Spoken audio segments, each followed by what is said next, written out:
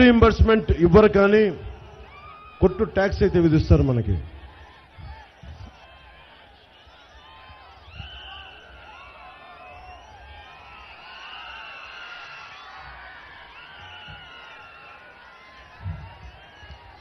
కొట్టుగారి అవినీతి ఏ స్థాయికి వెళ్ళిపోయిందంటే శారదా లైబ్రరీ భూములు కొట్టేయడానికి కూడా కుట్రపన్నారు.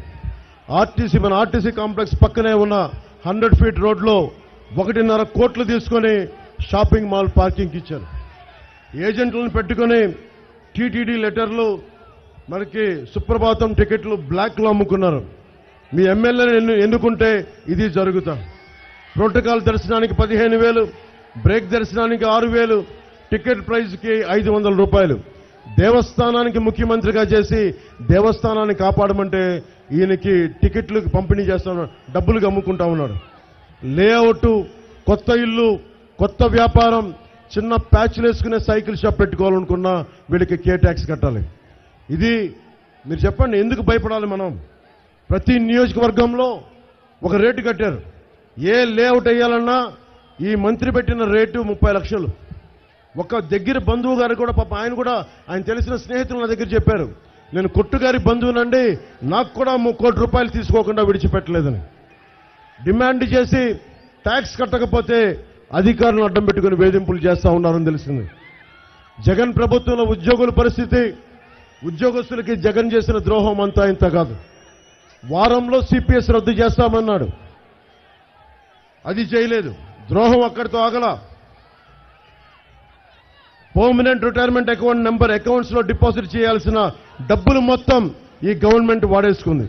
సిపిఎస్ ఉద్యోగుల జీతం నుండి నెలకి 10% పక్కన పెట్టి ప్రభుత్వం తన వాటాగా 10% కలిపి ఈ పర్మనెంట్ రిటైర్మెంట్ అకౌంట్ నెంబర్లో వేస్తే అది కూడా వేయకుండా డబ్బులు తీసేసుకొని మొత్తం సిపిఎస్ వదిలేయండి, వారి వేసిన రిమిట్ చేసిన సొమ్మును కూడా వాడేసుకున్నారు.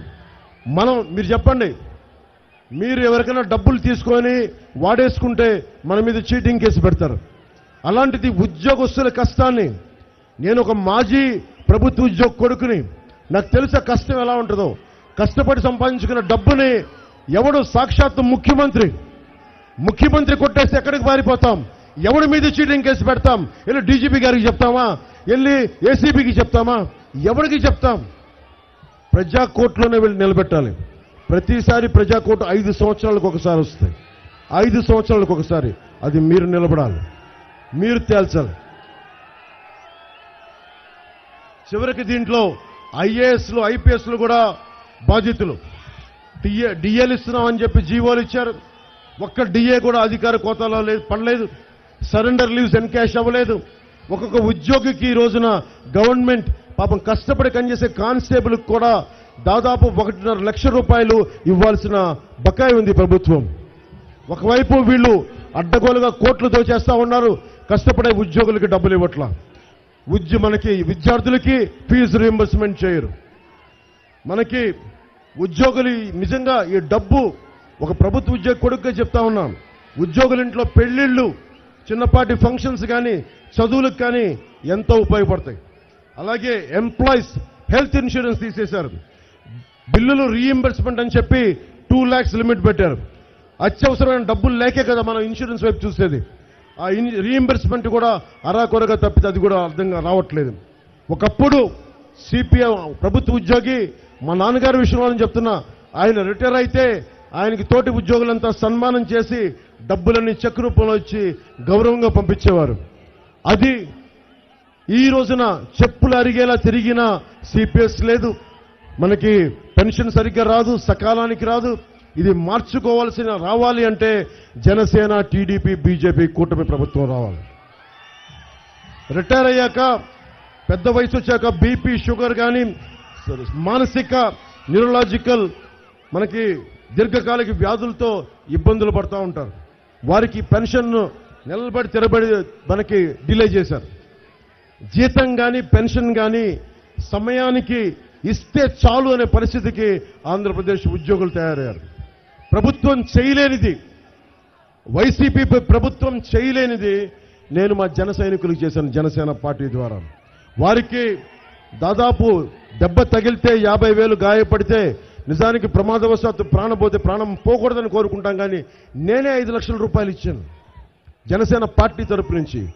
అలాంటిది ఒక ప్రభుత్వం, ఇన్ని లక్షల కోట్లు తీసుకునే ప్రభుత్వం మనందరి వ్యాపారాల మీద, మన కష్టాల మీద, మన చెమట మీద, మన రక్తం మీద మన ట్యాక్సులు కట్టి పెడితే ఆ డబ్బులు తీసేసుకొని 41,000 కోట్లు 40,000 కోట్లు ఇసుకలోను మధ్యలోనూ దోచేశారు.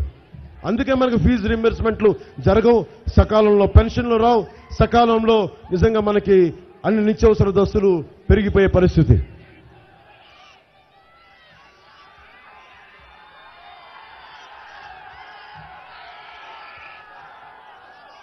యువత మీరు ఆలోచించండి. దేశ ప్రధాని నరేంద్ర మోదీ గారి జీతం 1,60,000. ఈ దేశాన్ని 100 కోట్ల పైగా ఉన్న జనాభాని ఏలే ప్రధానమంత్రి జీతం 1,60,000. జగన్ పెట్టుకున్న 89 మంది అడ్వైజర్లు, ఆధిపత్యపు అహంకారం చూపించే సజ్జల రామకృష్ణారెడ్డి గారు ఇలాంటి వాళ్ళందరూ కలిపి వాళ్ళ జీతాలు సలహాలు ఇచ్చినందుకు ఏంటి, మన కొట్టు సత్యనారాయణ గారి లాంటికి ఎలాగ అడ్డగోలుగా డబ్బులు సంపాదించాలో అని సలహా